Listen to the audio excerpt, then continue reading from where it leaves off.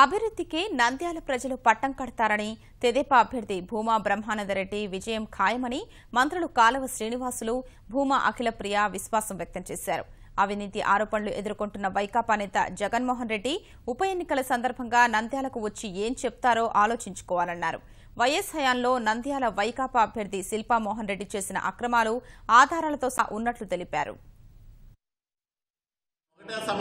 సవాల్ చేస్తా ఉన్నాను జగన్మోహన్ రెడ్డికి, నువ్వు నంద్యాలకు రా, ఈ ప్రజలకు నీ కేసుల మీద అట్లాగే నువ్వు చేసిన అవినీతి మీద, నంద్యాలలో మీ తండ్రి అధికారాన్ని అడ్డుపెట్టుకుని శిల్పా మోహన్ రెడ్డి సాగించిన అక్రమాల చరిత్ర మేము చెప్తాం.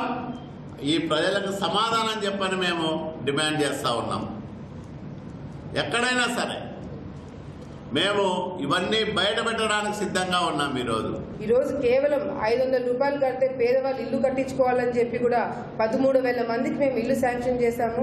మరి అవన్నీ కూడా తప్పుడు ప్రచారం చేసి మీరు 3 లక్షలు కట్టాలా 4 లక్షలు కట్టాలా అని చెప్పి కూడా మరి ప్రజలను తప్పుదావ పట్టిస్తున్నారు. కాబట్టి దయచేసి ప్రజలు ఎవరు కూడా మరి వాళ్ళు ఇంటింటి ప్రచారంకి వచ్చినప్పుడు కూడా ప్రజలందరూ కూడా వీళ్ళని ప్రశ్నించాల్సిన అవసరం ఉంది. ఈరోజు మహిళా ఎమ్మెల్యేలు కూడా వచ్చి ఆయన కోసం ప్రచారం చేస్తున్నారు.